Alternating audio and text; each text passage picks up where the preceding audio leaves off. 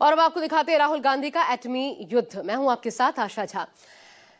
Presentation के जरिए कथित चुनाव चोरी का परमाणु बम फोड़ने के 24 घंटे के भीतर वाले राहुल गांधी ने एक बार फिर बीजेपी और चुनाव आयोग पर लोकतंत्र और चुनाव की चोरी का इल्जाम दोहरा दिया। कर्नाटक की राजधानी बेंगलुरु में वोट अधिकार रैली को संबोधित करते हुए राहुल गांधी ने दावा किया कि अगर चुनाव आयोग उन्हें इलेक्ट्रॉनिक वोटर लिस्ट और सीसीटीवी वीडियो दे दे तो वो साबित कर देंगे कि भारत के मौजूदा प्रधानमंत्री चोरी करके प्रधानमंत्री बने हैं। इधर राहुल गांधी से लिखित हलफनामा और माफी की मांग कर रहे चुनाव आयोग ने राहुल के खुलासे को पुरानी बोतल में नई शराब बता दिया। हालांकि राहुल पर देश को गुमराह करने का आरोप लगाने वाला चुनाव आयोग हो या फिर भाजपा, किसी ने न तो राहुल गांधी के सवालों का जवाब दिया है और न ही खुलकर इस पर सामने आए हैं। हर एक नाम को चेक किया है और हम मानते हैं कि हिंदुस्तान का पूरा जो डेटा है, इलेक्शन का डेटा है, वो एविडेंस है। डेटा मिल जाए, हम साबित कर देंगे कि हिंदुस्तान का प्रधानमंत्री चोरी करके प्रधानमंत्री बना है।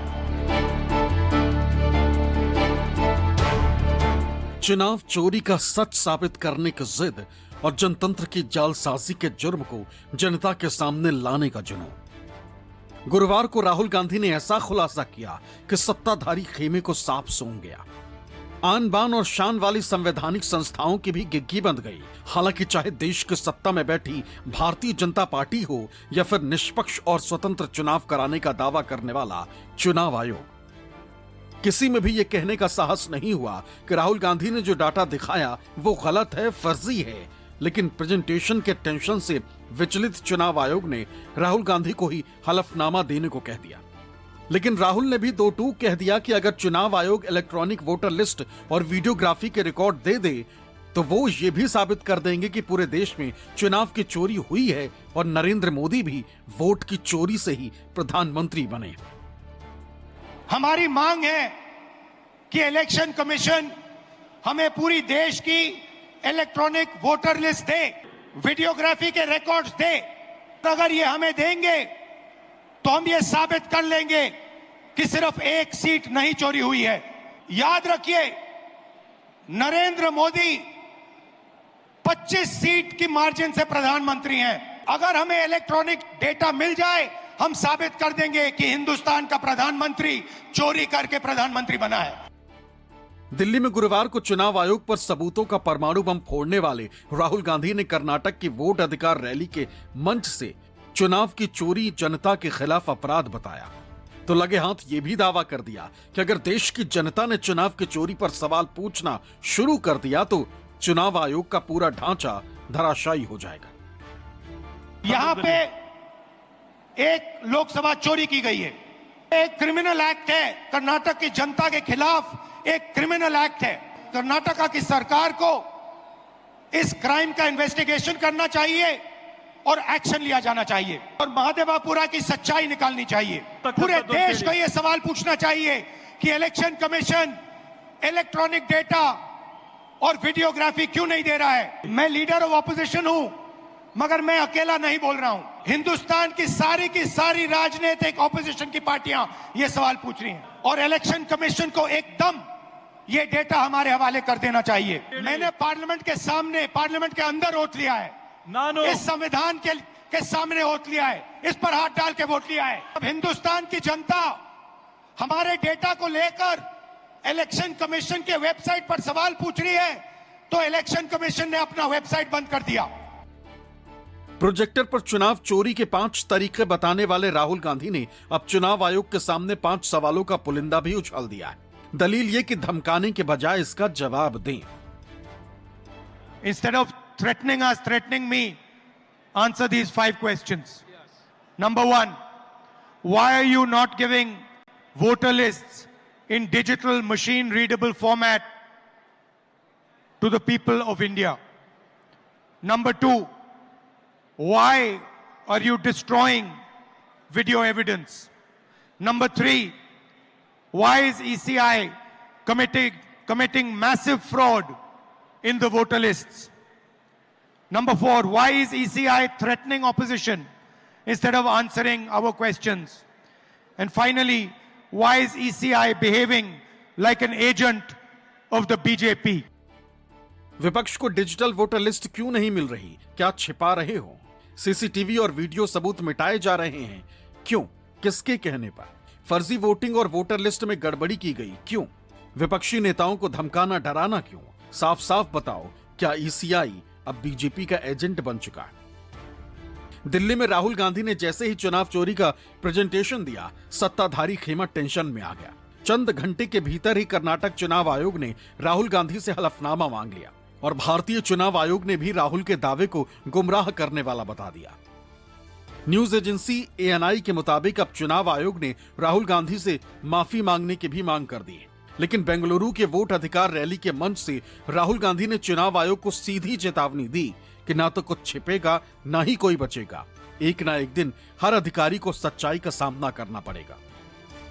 कर्नाटक में जो हमने डेटा निकाला है वो एक क्राइम का एविडेंस है। 6 महीने लगे हमें उस डेटा को निकालने के लिए। एक फोटो को लाखों फोटो के सामने कंपेयर किया है और हम मानते हैं कि हिंदुस्तान का पूरा जो डेटा है, इलेक्शन का डेटा है, वो एविडेंस है। और अगर उसको किसी ने डिस्ट्रॉय किया तो वो एविडेंस को डिस्ट्रॉय कर रहा है। और कर्नाटक में सीट चोरी की गई है। एक लोकसभा को हमने जांच करके निकाला है। मैं कह सकता हूं कि 1 से ज्यादा सीटें यहां चोरी हुई हैं। जो कॉन्स्टिट्यूशन का फाउंडेशनल आइडिया है, 1 मैन 1 वोट, इस पर इलेक्शन कमीशन और उसके सारे के सारे अफसर आक्रमण कर रहे हैं। इसका मतलब वो संविधान पर आक्रमण कर रहे हैं। और इलेक्शन कमीशन के लोगों को एक और बात माननी होगी, समझना होगा, आप छुपा नहीं सकते और आप छुप नहीं सकते। एक ना एक दिन आपको ऑपोजिशन का सामना करना पड़ेगा। राहुल के कथित परमाणु धमाकों से बौखलाई बीजेपी ने अलसुबह अपने प्रवक्ताओं के पलटन को राहुल पर हमले के लिए मैदान में उतार दिया। लेकिन कांग्रेस बोली, राहुल ने बीजेपी को खामोश कर दिया है। इस खुलासे के बाद सत्ता पक्ष के पास कहने को कुछ बचा ही नहीं। बहुत दिनों से हमारे देश के प्रतिपक्ष के नेता श्रीमान राहुल गांधी जी एक एटम बम छोड़ने की बात कर रहे थे, तो कांग्रेस के युवराज प्रदेश के प्रतिपक्ष के नेता की भाषा का जो अहंकार था वो हमारे काम करने वाले चुनाव आयोग के कर्मचारी हैं उनके लिए था। Rahul Gandhi has said, and I quote, "When we come to power, there will be consequences for election commission officers, big and small." क्या देश की संवैधानिक संस्थाओं के कर्मचारियों के लिए ऐसी भाषा प्रतिपक्ष के नेता को शोभा देती है? इस देश में सेना के गौरव पर कोई अटैक करते हैं तो राहुल गांधी करते हैं, और सर्वोच्च न्यायालय की टिप्पणी सबके सामने है। इलेक्शन कमीशन ऑफ इंडिया की वेबसाइट पर है तो लोकसभा और विधानसभा के बीच में 40 लाख वोट बढ़े। राहुल गांधी 1 करोड़ बता रहे हैं। श्री राहुल गांधी ने जो रेवलेशंस किए वो एब्सोल्युटली शॉकिंग थे बीजेपी के लिए। उनको नहीं लगा था कि इतने डिटेल में हमारा उस चीज़ पे स्टडी होगी या रिसर्च होगा। और अभी बीजेपी की उल्टी गिनती शुरू हुई है। आप देख रहे हैं कि जिस तरह से वो बैकफुट पे गए हैं। उधर बिहार के सीतामढ़ी पहुंचे केंद्रीय गृह मंत्री अमित शाह ने भी राहुल गांधी को निशाना बनाया।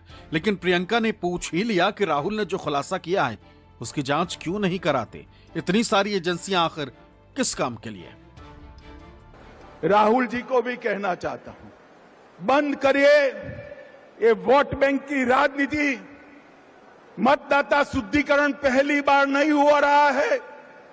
आपके परनाना जवाहरलाल नेहरू ने शुरू किया था और अंत में 2003 में हुआ, तब भी कोई विरोध नहीं था। अब आप चुनाव पे चुनाव हारते जाते हो, इसलिए पहले से ही बिहार चुनाव हारने का एक वजह लोगों को बता रहे हैं। तो इतना बड़ा खुलासा किया है, अगर ये सब है, मान लो अगर अनइंटेंशनल गलती है तो आप उसको इन्वेस्टिगेट करिए। आप वोटर लिस्ट दे क्यों नहीं रहे हैं? आप इन्वेस्टिगेट कर क्यों नहीं रहे हैं? उसके बजाय आप कह रहे हैं कि एफिडेविट साइन करके दो। लेकिन ये बात स्पष्ट है कि इस पूरे मामले में गड़बड़ है। ये तो आपने भी देखा है, आपको भी बहुत स्पष्ट हो गया होगा, और जो जिस तरह से बीजेपी और बाकी नेताओं, इनके नेताओं का और जवाब आ रहे हैं, उससे स्पष्ट है। गुरुवार को राहुल गांधी ने जैसे ही चुनाव आयोग के खिलाफ सबूतों का परमाणु बम फोड़ा, बीजेपी की पूरी पलटन राहुल पर संवैधानिक संस्थाओं के अपमान का इल्जाम लगाने लगी। लेकिन संसद परिसर में रोज की तरह चुनाव चोरी के खिलाफ विपक्ष का प्रदर्शन जारी रहा। कांग्रेस की टोली महाराष्ट्र में सड़क पर भी उतर गई। हालांकि बीजेपी रट लगाए रही, राहुल गांधी चुनाव आयोग को हलफनामा क्यों नहीं देते, लेकिन विपक्ष ने कहा कि जो जग जाहिर है उसके लिए हलफनामा क्यों दिया जाए। अगर राहुल ने कुछ गलत किया है तो चुनाव आयोग उसे सबूतों के साथ झुठलाए, पूरे देश को इलेक्ट्रॉनिक वोटर लिस्ट और सीसीटीवी मुहैया कराए। आप किसी एक संवैधानिक संस्था पे इतने गंभीर आरोप लगा रहे हैं और उस गंभीर आरोप के बाद आप लिख करके देने के लिए तैयार नहीं हैं, आप उसके साथ सबूत देने के लिए तैयार नहीं, तो इससे जानबूझ करके आप उस चुनाव आयोग को कहीं ना कहीं बदनाम करने की कोशिश कर रहे हैं। इससे साफ है कि न उनको ये हिट एंड रन नहीं चलेगा कि केवल आरोप लगाना और भाग जाना। अगर उनके पास कोई सबूत है तो उनको इस बात को जवाब देना है, अन्यथा उनको शर्मसार होना चाहिए, माफी मांगनी चाहिए। तहत है जो एफिडेविट मांग रहे हैं, उस नियम के तहत 30 दिन के अंदर आप एफिडेविट दो, नहीं तो कुछ नहीं होने वाला। तो एफिडेविट क्यों चाह रहे हैं? तो इतना बड़ा खुलासा किया है, अगर ये सब है, मान लो अगर अनइंटेंशनल गलती है तो आप उसको इन्वेस्टिगेट करिए। आप वोटर लिस्ट दे क्यों नहीं रहे हैं? आप इन्वेस्टिगेट कर क्यों नहीं रहे हैं? चुनाव आयोग के बारे में मैंने भी बोल दिया है कि हर सही शिकायत पर वो बोलते हैं कि एफिडेविट दो। तो मैं तो पूछना चाहता हूं कि जो 18,000 एफिडेविट समाजवादी पार्टी ने दिया था, उसके बाद आपकी बोलती क्यों बंद हो गई या कलम क्यों खामोश हो गई?